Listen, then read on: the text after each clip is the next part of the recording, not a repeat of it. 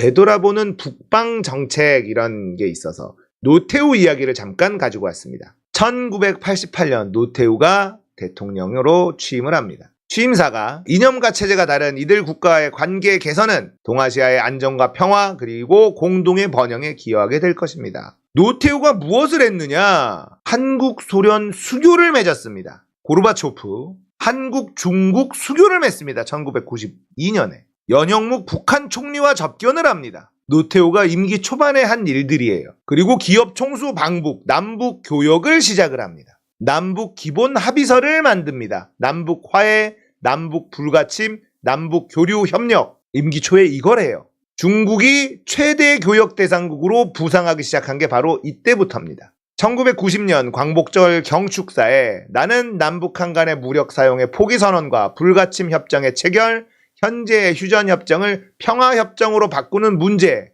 자, 이런 얘기를 꺼냈던 사람이에요.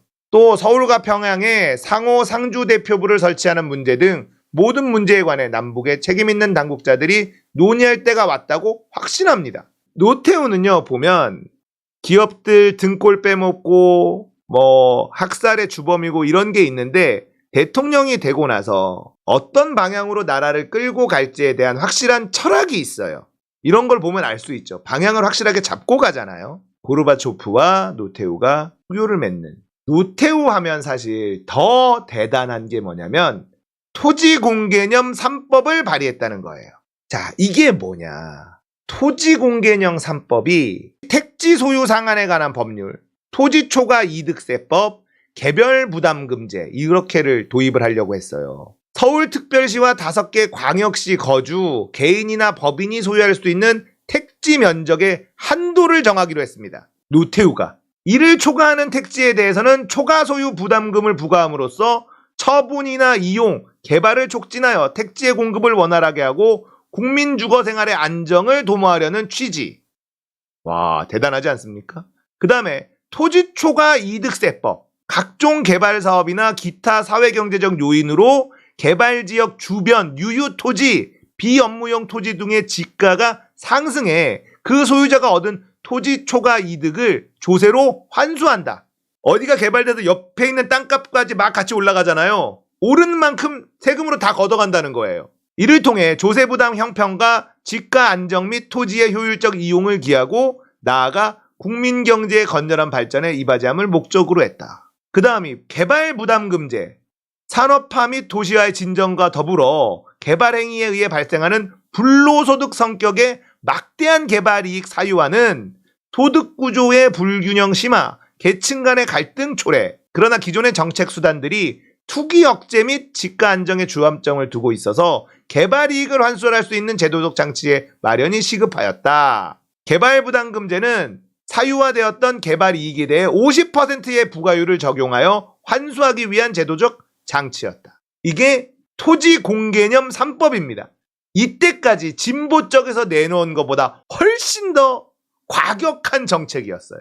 노태우는 재벌들이 반발을 하고 했는데 그냥 이걸 도입해버립니다. 이게 부동산이 너무 오르기 시작했어요. 그래서 신도시, 1기 신도시를 건설을 하죠. 1기 신도시를 건설을 하고 이 토지공개념 3법을 도입을 해서 부동산 거품을 누르려고 했습니다. 그런데 이 토지공개념 3법은 헌재에 가서 위헌 결정이 나요. 이게 굉장히 아쉬운 부분이죠.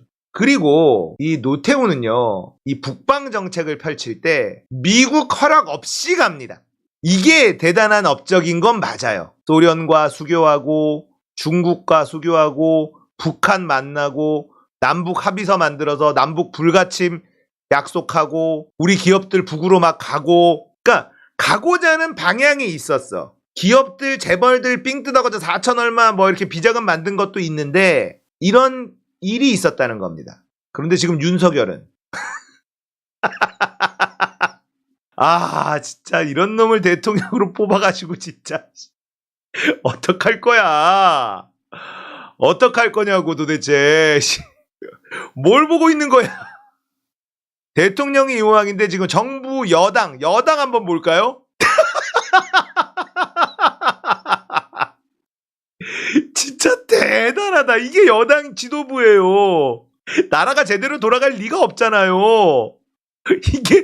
이게 지금 여당 지도부예요. 야, 진짜 대환장의 라인업 아닙니까? 국민의힘 역사상 가장 등신 같은 지도부에 들어갈 겁니다. 정말 김기현, 김재원, 김배민, 조수진, 태영호, 장해찬. 야, 진짜 걸을 타선이 없어. 걸을 타선이 한 개도 없습니다. 대단하지 않습니까?